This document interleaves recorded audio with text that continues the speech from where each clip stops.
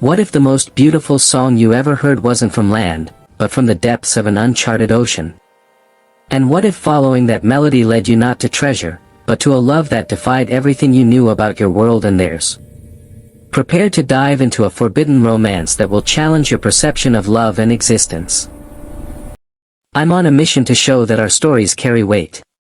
My mother doubted I'd reach 500 subscribers, but your support for Bliss Tales proves that LGBT love stories have a place in everyone's hearts. Subscribe and help me keep these beautiful tales alive. Back to the video. There are some places in this world where the sea meets the sky in perfect silence. Where fishermen cast their nets into waters their fathers and grandfathers knew by heart. This is where Jasper lived. A man carved from salt and sun, his hands rough from years of working rope and wood, his eyes holding the distant gaze of those who've spent lifetimes watching horizons. Every morning before dawn, Jasper would push his weathered boat into the embrace of the ocean. The rhythm was as familiar as breathing. Cast the net. Wait. Pull. The sea provided, and he took only what he needed. It was a simple life. An honest life. But lately, something had shifted in Jasper's chest. A restlessness that the wind couldn't soothe and the waves couldn't wash away. Standing on his boat under star-scattered skies, he'd feel it, this inexplicable longing for something he couldn't name. Something more than the predictable tides and the same stretch of coastline he'd known his entire existence. He told himself it was foolishness. That a man of 35 summers should be content with what the gods had given him. Yet the feeling persisted, growing stronger with each passing moon. Then, one night, everything changed. Jasper had ventured farther than usual, chasing a school of fish that seemed to dance just beyond his reach. The stars above were brilliant, scattered like diamonds across black velvet. The water was unusually calm, mirror-smooth and gleaming with an otherworldly phosphorescence. That's when he heard it. A sound so pure, so achingly beautiful, that his breath caught in his throat. It wasn't quite singing, wasn't quite music. It was something older, something that seemed to resonate in his very bones. The melody rose and fell like the tide itself, wrapping around him, calling to that nameless longing he'd carried for so long. Jasper's hands moved before his mind could question. He turned the boat toward the source of the song, toward waters he'd never charted, waters that shimmered with colors he'd never seen before. Blues that weren't quite blue. Silvers that seemed to hold starlight. The song grew louder, more insistent, and he found he couldn't resist even if he'd wanted to. His rational mind screamed warnings. These were unknown waters. There could be rocks, reefs, dangers hidden beneath the deceptively calm surface. But his heart, his soul, pulled him forward with a certainty he'd never felt before. As if fate itself was guiding his hands. The song crescendoed, and suddenly the water before him began to glow. Not the familiar bioluminescence he'd seen before, but something far more magnificent. The ocean seemed to part, revealing depths that defied understanding. Colors swirled in the darkness below, pulsing with life and light. And then he saw it. Beneath the shimmering veil of the surface, a world he'd never imagined existed.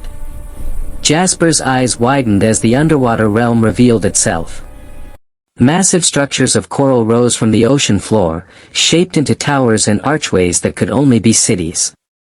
Not crude formations, but architectural marvels that rivaled anything human hands had ever built.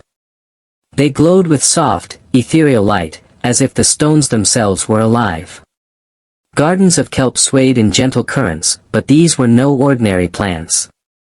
They shimmered with bioluminescent patterns, creating waves of color that rippled through the water like aurora borealis beneath the sea. Creatures he'd never seen in all his years as a fisherman glided between the structures. Some were small and delicate, trailing ribbons of light. Others were massive, graceful beings that moved with the elegance of dancers. And there, in the heart of this impossible beauty, he saw him. A figure emerged from the largest coral palace, moving through the water with fluid grace that made Jasper's heart stutter. He was unlike anything Jasper had ever seen. His form was human from the waist up, sculpted and powerful, skin that seemed to shimmer between bronze and pearl. But where legs should be, a magnificent tail flowed, scales catching the light in thousands of prismatic reflections. Deep blue fading to silver, edged with fins as delicate as silk. But it was his face that held Jasper frozen. Sharp, regal features framed by hair that floated around him like strands of moonlight. Eyes that even from this distance seemed to glow with ancient wisdom and something else. Something that looked almost like recognition. The being looked up, directly at Jasper's boat, and time itself seemed to stop.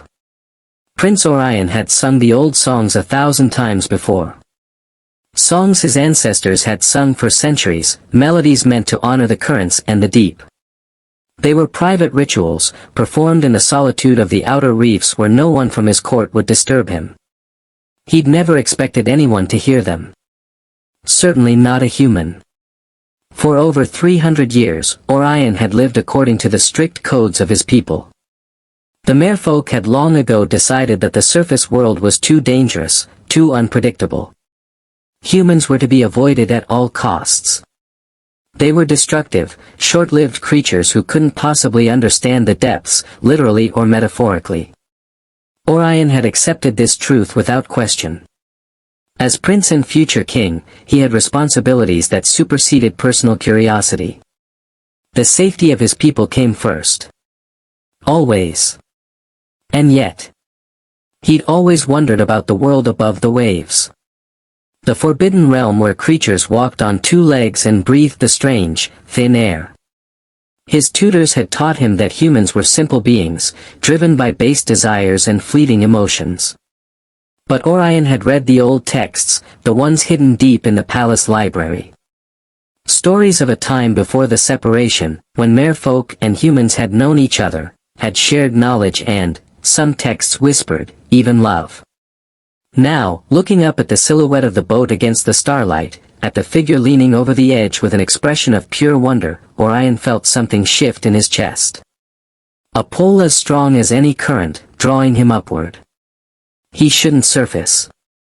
Every law of his people forbade it. But his body was already moving, propelling him through the water toward this human who'd somehow heard his song. Jasper couldn't breathe as the mer-prince rose through the water. The being broke the surface with barely a ripple, and suddenly they were face to face, separated by only a few feet of night air. Up close, the prince was even more breathtaking. Water streamed from his hair, catching the starlight. His eyes were the color of the deep ocean, swirling with blues and greens that seemed to shift with his emotions. There were markings on his skin, Jasper realized. Delicate patterns that glowed faintly, like constellations mapped across his shoulders and arms. They stared at each other in silence. Jasper's heart pounded so hard he was certain the prince could hear it. Then the prince spoke, and his voice was the same melody that had called Jasper here. Rich and layered, with harmonics that seemed impossible for a single throat to produce. "You heard my song." It wasn't a question. And somehow, impossibly, Jasper understood the words even though they were in no language he'd ever learned. "I couldn't resist it," Jasper replied, his voice rough compared to the prince's melodic tones. "It was the most beautiful thing I've ever heard." Something flickered across the prince's face. Surprise, perhaps. Or was it pleasure? "I am Orion," the prince said, and the name seemed to carry weight, as if speaking it aloud was significant. "Prince of the Coral Throne, guardian of the deep currents." "Jasper," he replied simply. "Just Jasper. A fisherman." "Just Jasper," Orion repeated, and a smile curved his lips. It transformed his regal features into something warmer, more approachable. "There is nothing just about a human who can hear the old songs. My people believed your kind had lost that ability generations ago. They talked through the night."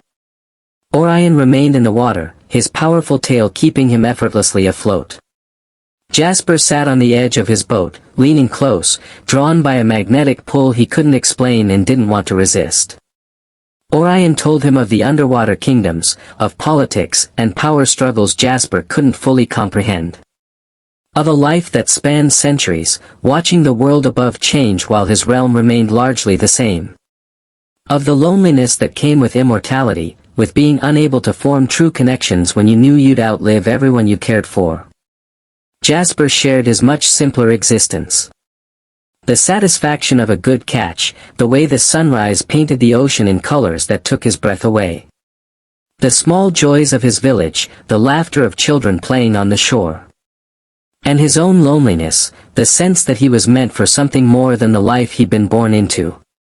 As dawn approached, painting the sky in shades of pink and gold, they both felt the weight of what was happening. This wasn't just a chance encounter. This was something deeper, something dangerous. "I shouldn't see you again," Orion said, but his eyes betrayed his words. "My people have laws. Humans are forbidden. If my court discovered I'd made contact." "I know," Jasper replied, his chest tight. "My people wouldn't understand either.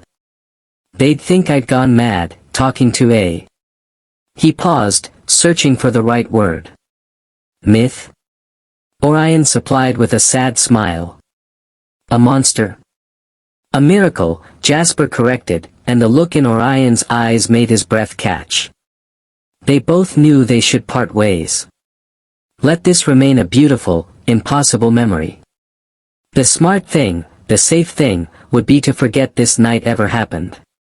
But when Orion asked, "Will you come back tomorrow night?" Jasper's answer came without hesitation. Yes. And so began the most dangerous and beautiful chapter of both their lives. Night after night, Jasper returned to the shimmering waters. Night after night, Orion was waiting. They met in secret, in the space between worlds, where the ocean met the sky and anything seemed possible. Orion showed Jasper wonders he'd never dreamed existed. He'd take him by the hand and pull him under, and somehow, impossibly, Jasper could breathe. The prince's magic, ancient and powerful, created a bubble of air around them, allowing Jasper to see the coral cities up close, to swim through gardens of living light, to meet creatures that defied imagination. In return, Jasper brought pieces of his world. Apples from the mainland, their crisp sweetness something Orion had never tasted. Books with pictures of mountains and forests, landscapes as alien to the prince as the ocean depths were to Jasper. And stories. So many stories of human life, of love and loss and the brief, burning intensity of mortal existence. They learned each other's languages, both spoken and unspoken. The way Orion's bioluminescent markings brightened when he was happy, how they pulsed faster when he was excited or afraid. The subtle changes in Jasper's weathered face, how his eyes crinkled when he smiled genuinely versus when he was being polite. One night, floating together in the gentle current, Orion reached out and took Jasper's hand. His fingers were webbed delicately between the knuckles, cool and smooth against Jasper's calloused palm. "In my world," Orion said softly, "touch is sacred. We don't share it lightly." Jasper's heart raced. "And in mine, holding hands means..." He paused, gathering courage, "It means you care for someone. Deeply." Orion's luminescent marks pulsed brighter. "Then our worlds agree on this, at least." They floated there, hands clasped, while around them the ocean sang its ancient songs. And in that moment, both of them knew. This wasn't just fascination or curiosity. This was love. Real, terrifying, impossible love. But love has never cared much for impossibility. As their bond deepened, so did the complications.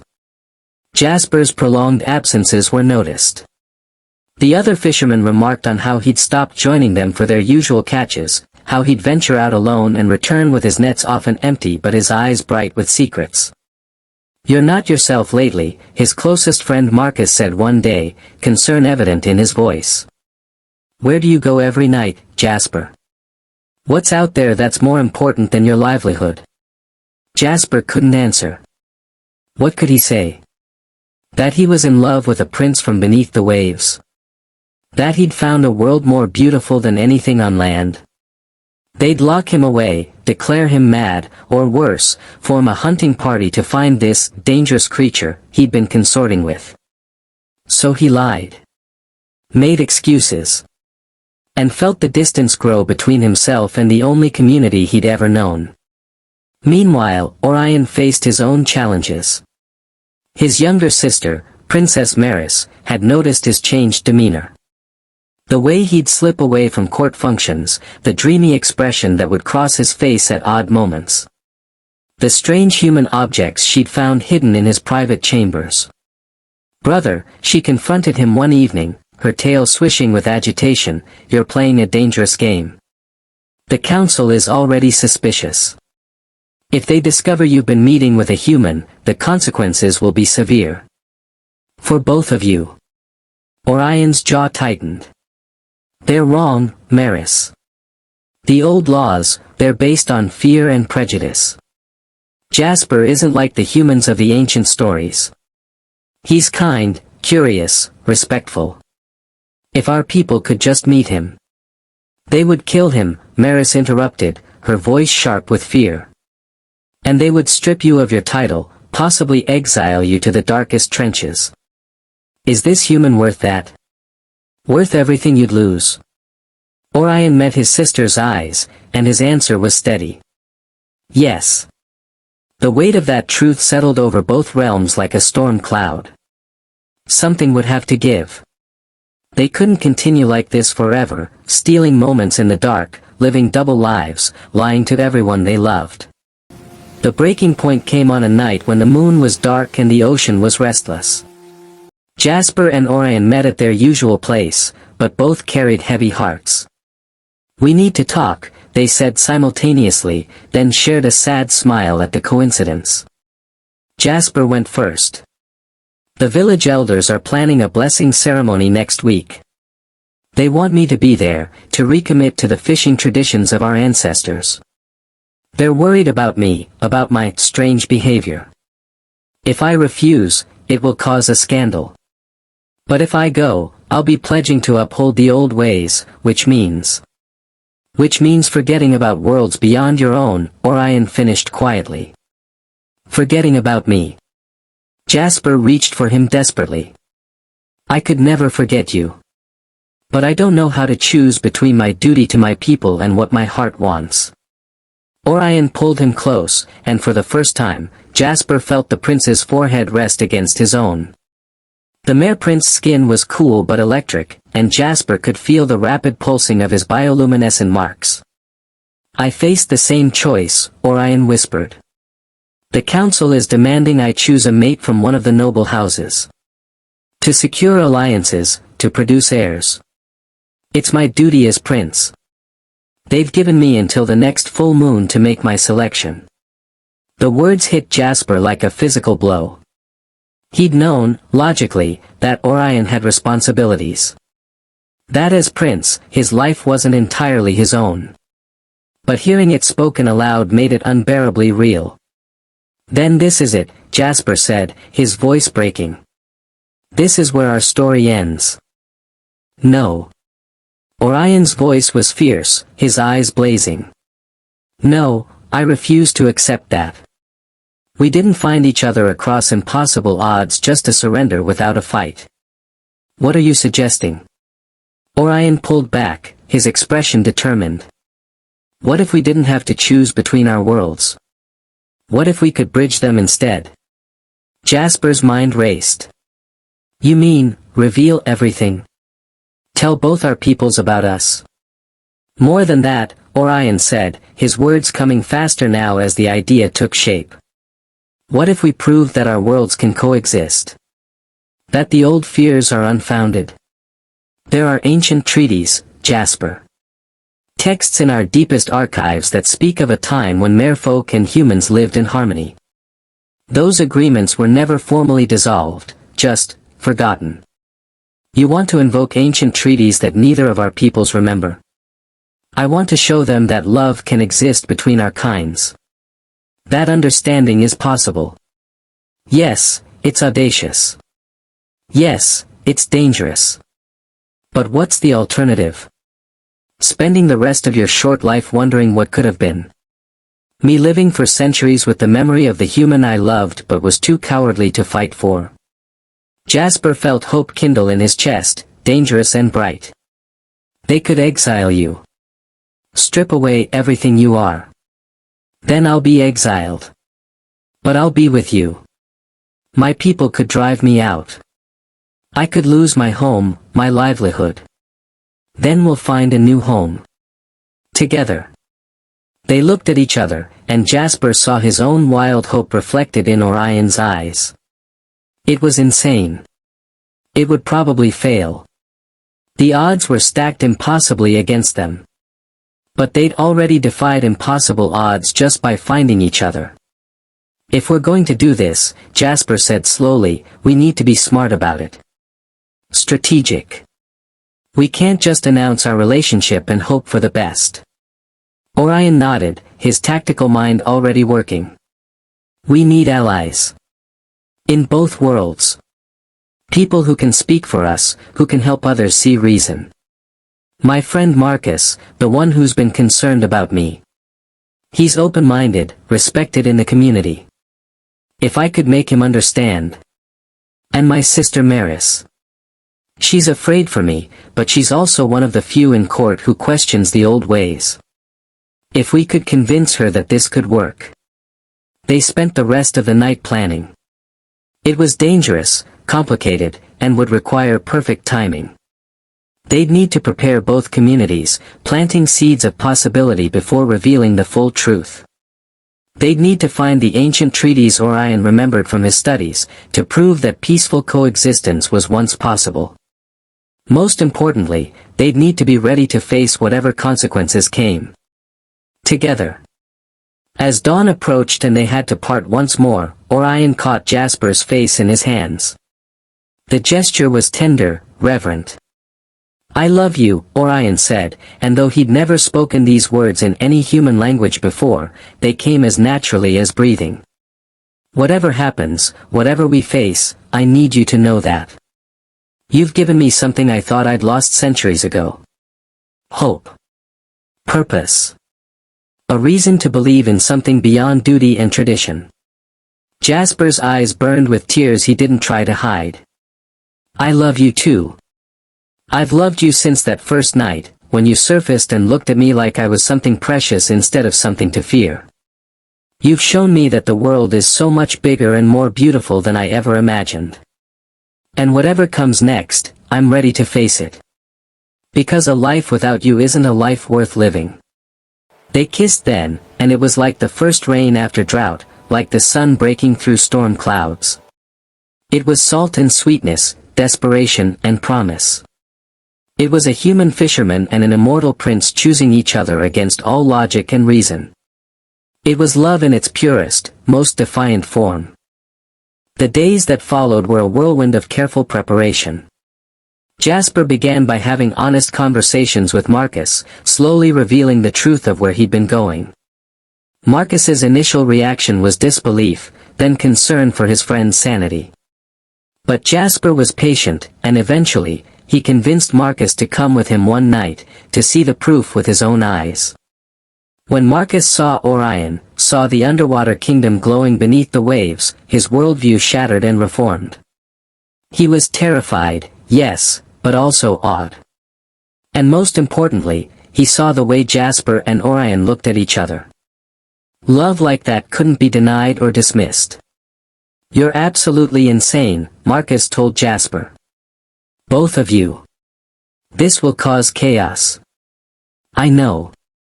People will be afraid. Angry. Some will never accept it. I know that too. Marcus was quiet for a long moment, then sighed. But I also see that you've never been happier. Never been more yourself. And if this being, this prince, makes you feel this way, then who am I to stand against it? I'll help you. I'll try to make the others understand. Meanwhile, Orion was working on Maris, who proved a harder sell. She loved her brother but was terrified of what this could mean for their kingdom. It took bringing her to meet Jasper personally, to see that he wasn't some monster or threat, but just a man who loved her brother with his whole heart. "This is forbidden," Maris said, but her voice lacked conviction. "The best things often are," Orion replied. "Will you stand with me, sister? Will you help me prove that the old ways can change?" Maris looked between them, seeing the determination and love shining in both their eyes. Finally, she nodded. "The council will fight you every step of the way. But yes, I'll stand with you." They found the ancient treaties in the deepest, most forgotten section of the royal archives. Documents inscribed on preserved kelp, detailing trade agreements, cultural exchanges, and mutual respect between the kingdoms. There was even a passage about interspecies unions, though it was vague and incomplete. It wasn't much, but it was enough to build a case. Enough to prove that separation hadn't always been the way. The revelation came during the full moon, when both communities were gathered for their respective ceremonies.